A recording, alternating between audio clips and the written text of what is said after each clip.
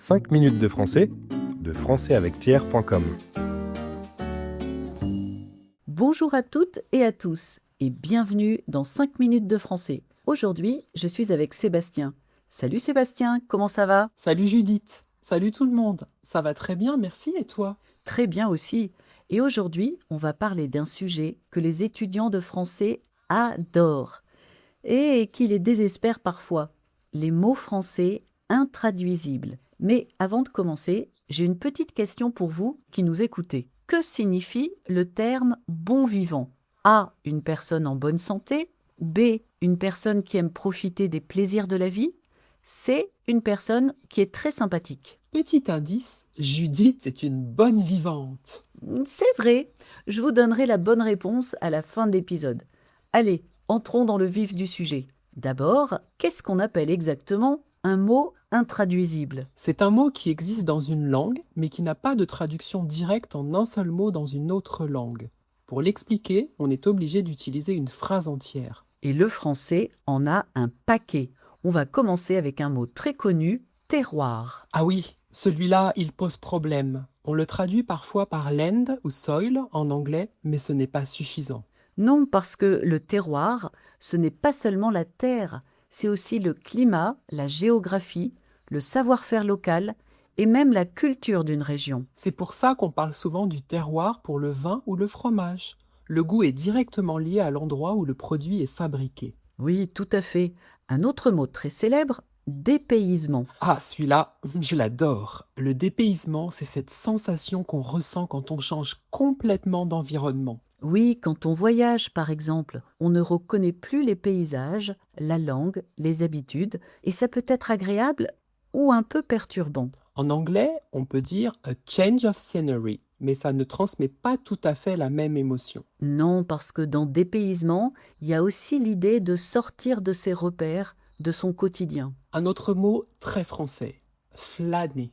Ah oui, flâner, c'est marcher sans but précis, prendre son temps, observer ce qu'il y a autour de soi. Ce n'est pas juste se promener, c'est une attitude. On flâne dans une ville, dans un parc, surtout quand on n'est pas pressé. C'est très lié à une certaine idée de l'art de vivre à la française. Exactement. Et dans le même esprit, il y a le mot savoir-vivre. Et là encore, ce n'est pas seulement être poli. Le savoir-vivre, c'est connaître les codes sociaux, les bonnes manières, le comportement approprié selon les situations. Par exemple, dire bonjour en entrant dans un magasin, attendre son tour pour parler, ou ne pas couper la parole. Un autre mot qui intrigue beaucoup les étrangers, retrouvailles. Ah oui, les retrouvailles. C'est le moment où l'on se revoit après une longue séparation. Ce n'est pas juste une rencontre, il y a une dimension émotionnelle très forte. On retrouve quelqu'un qu'on a beaucoup attendu, et souvent, c'est un moment chargé d'émotions.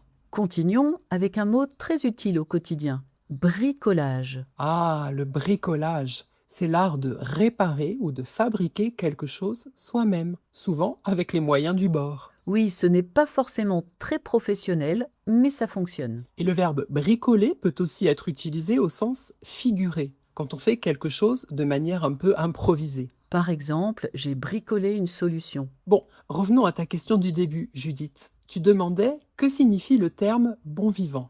Alors, verdict. Eh bien, un bon vivant ou une bonne vivante, comme moi, ça signifie une personne qui aime profiter des plaisirs de la vie, comme un long et bon repas, bien copieux, entouré de tous ses amis, par exemple. Le rêve. Avant de conclure, on vous propose, comme toujours, un petit point vocabulaire. Par exemple, j'ai utilisé l'expression avec les moyens du bord. Cela signifie faire avec ce qu'on a à notre disposition. On peut dire aussi avec ce qu'on a sous la main, sans matériel sophistiqué. De mon côté, j'ai utilisé l'expression un paquet de quelque chose. On peut aussi dire un tas de quelque chose. Cela veut simplement dire beaucoup. Et pour finir, nous avons parlé de couper la parole, au sens figuré bien sûr. Cela veut dire interrompre quelqu'un quand il parle. Voilà, les mots intraduisibles montrent à quel point une langue est liée à une culture et à une façon de penser. Et vous, est-ce qu'il existe des mots intraduisibles dans votre langue? Dites-le nous dans les commentaires. Et comme toujours, vous pouvez télécharger la fiche PDF avec la transcription et le vocabulaire. Elle est dans la description ou sur notre site françaisavecpierre.com. Merci à tous d'avoir suivi cet épisode. À très bientôt. 5 minutes de français, de françaisavecpierre.com.